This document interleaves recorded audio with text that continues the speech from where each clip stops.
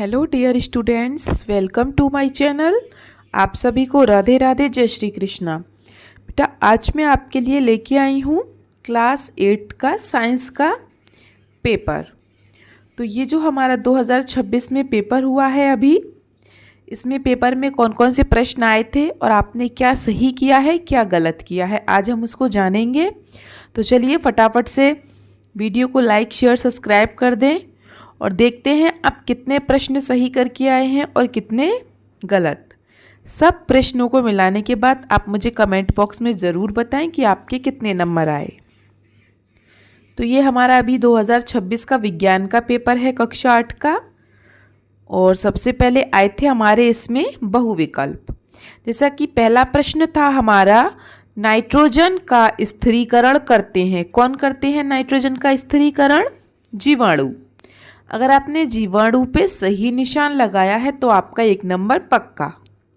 दूसरा प्रश्न, किसी ईंधन के ऊष्मीय मान को प्रदर्शित करने वाली इकाई पूछी है।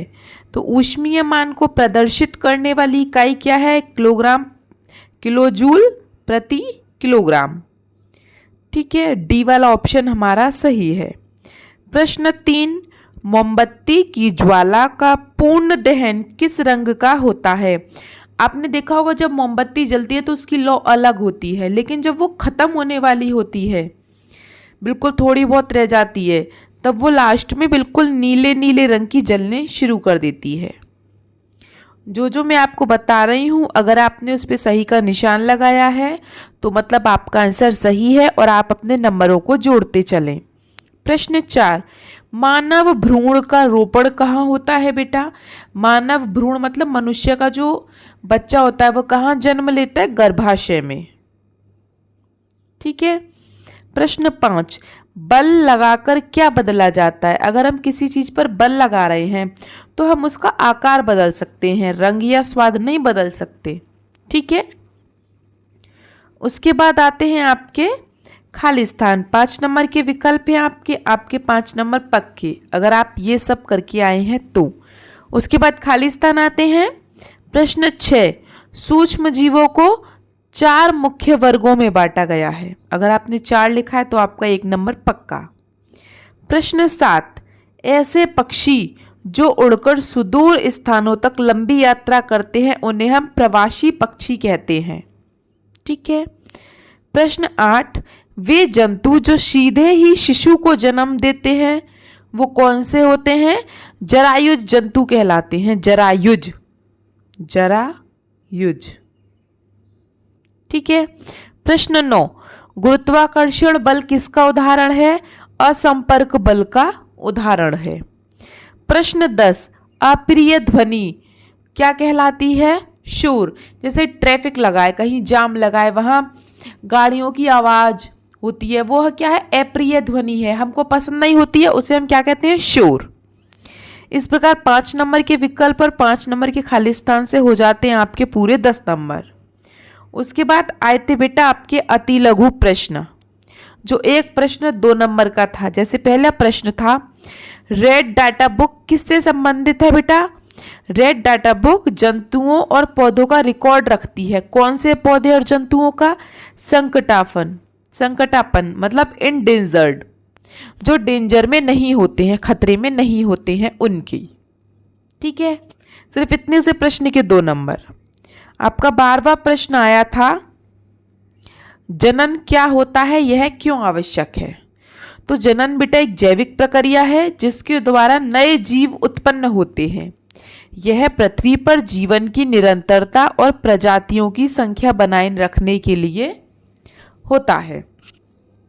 उसके बाद प्रश्न 13 था आपका कि कारण बताइए, केले के छिलके में पैर रखने पर व्यक्ति क्यों फिसल जाता है? क्योंकि घर्षण बल कम हो जाता है।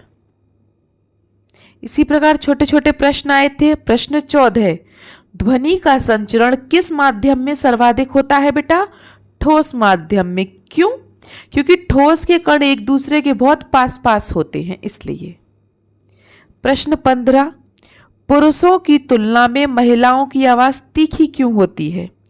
क्योंकि जो महिलाओं की आवाज का तारतम्य होता है वो पुरुषों की तुलना में अधिक होता है, इसलिए उनकी आवाज़ तीखी सुनाई देती है। इसी प्रकार आपके छोटे छोटे सभी प्रश्न 2-2 नंबर के हैं 16 तक।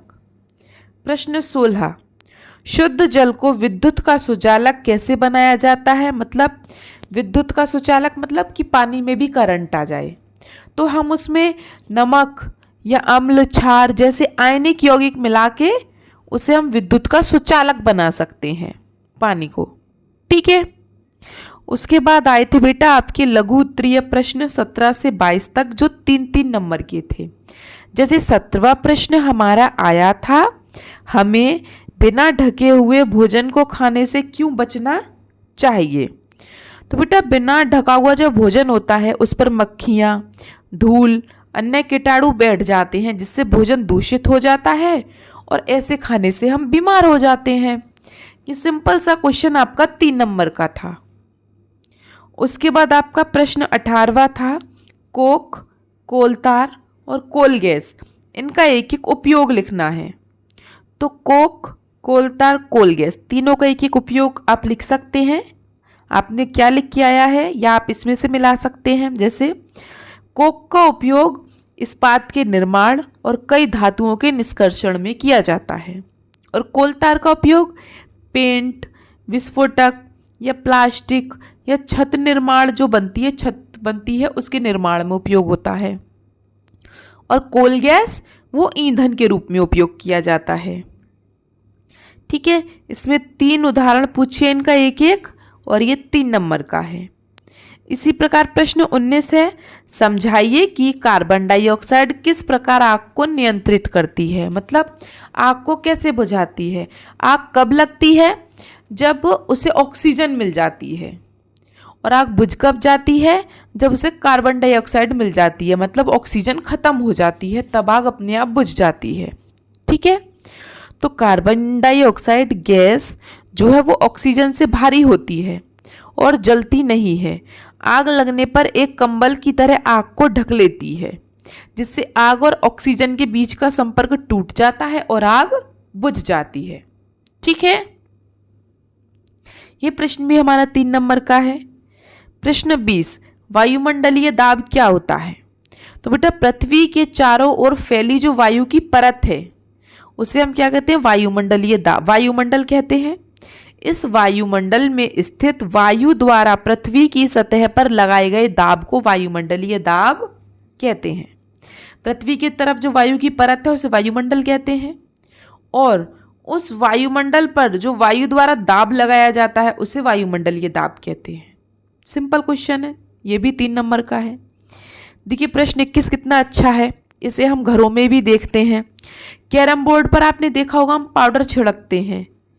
क्यों भाई? जिससे कि वो जो हम कैरम बोर्ड की गोटियों में वो जो गोटा मारते हैं, ठीक है, वो अच्छे से फिसल जाए, हमारी जो गोटियां हैं वो अच्छे से फिसलें उस पर कैरम बोर्ड पर। इसलिए क्यों फिसलें? उनके बीच घर्षण बल कम हो जाता है, इसलिए। ठीक है। तो कैरम बोर्ड पर महीन पाउडर इसलिए छिड़कते हैं ताकि कैरम बोर्ड की गोटियां और बोर्ड की सतह के बीच घर्षण कम हो जाए, जिससे गोटियां आसानी से और तेजी से फिसल सकें। ऐसे अन्य पदार्थों के नाम, तेल, ग्रीस। आपने देखा होगा जब लोहे का गेट होता है उसकी कुंडी नहीं लग रही है, तो आपने देखा होगा पापा वगैरह उस पर तेल डालते हैं, ग्रीस वगैरह लगाते हैं, तो कुंडी आसानी से सरक जाती है। ठीक है। चीज़ों को आसान बनाने के लिए हम ऐसी चीज़ों का यूज़ करते हैं। ये भी आपका 3 नंबर का था। उसके बाद प्रश्न 22 में आपसे ये चित्र पूछा था विद्युत लेपन का। ठीक है। आपको ये चित्र बनाना था जिसके आपके 3 नंबर पक्के थे। उसके बाद आए थे हमारे दीर्घ प्रश्न। 4 प्रश्न हमारे दीर्घ हैं जो 5-5 नंबर के होते हैं। जैसे प्रश्न 23 में पूछा था भंडारण किसे कहते हैं और यह क्यों किया जाता है? तो भंडारण बेटा हम वह प्रक्रिया है जिसमें कुछ उत्पाद हो या कृषि के उपज, जैसे देखा होगा आपने कि बीज वगैरह हम भर के रख लेते हैं, जैसे गेहूँ, सरसों, बाजरा, ये सब आपने देखा होगा कि फसल होने के बाद हम भंडार कर कर के रख लेते हैं इनका। क्यों भाई? जिससे हमें आगे भविष्य में ज़रूरत पड़े तो हमें किसी के सामने हाथ ना फैलाना पड़े। ठीक है। तो भंडारण वह प्रक्रिया है जिसमें उत्पादों विशेषकर कृषि उपज को भविष्य में उपयोग या बिक्री के लिए सुरक्षित रखा जाता है। इसे करने के मुख्य कारण हैं जैसे उपजों को नमी, कीट, चूहे, सूक्ष्म जीवों से बचाकर खराब होने से रोकना, साल भर उत्पादों की निरंतर आपूर्ति सुनिश्चित करना, इसके लिए। ठीक है, इतने से प्रश्न के आपके 5 नंबर थे। प्रश्न 24, युग्मनज और गर्भ में 2 अंतर बताना है। युग्मनज क्या है बेटा? युग्मनज यह निषेचन के बाद बनने वाली एकल कोशिका है। यहाँ एक कोशिका बनती है जो नर और मादा युग्मकों के संलयन से बनती है। और गर्भ यह एक बहुकोशिकीय संरचना है। यहाँ बहुत सारी कोशिकाएं बनती हैं जो युग्मनज में बार बार कोशिकाओं को तोड़ती है और विभेदीकरण के परिणाम स्वरूप बनती है और यह गर्भाशय में प्रत्यारोपित होती है। ठीक है, ये भी प्रश्न हमारा 5 नंबर का है। उसके बाद प्रश्न 25 था बिजली वाला। जैसे बिजली गिरने की घटनाओं से बचाव के लिए हम क्या क्या कर सकते हैं। जैसे बिजली गिरती है, आपने देखा होगा आसमान में बिजली कड़कती है तो उसको कहते हैं ना कि बिजली गिर गई वहाँ पे आज। तो उससे हमें कैसे बचना है? तुरंत किसी सुरक्षित पक्की इमारत या कार के अंदर घुस जाएं। ठीक है, यदि आप बाहर हैं तो खुले मैदान, ऊंचे पेड़ों या धातुओं की वस्तुओं से दूर रहें, किसी चीज़ के नीचे छिप जाएं।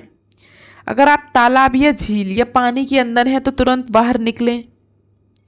और टीवी, कंप्यूटर जैसे इलेक्ट्रॉनिक उपकरण हैं उन्हें बंद कर दें। ठीक है, तो बिजली गिरने से बचने के ये उपाय होते हैं। तो इसके भी आपके 5 नंबर हैं।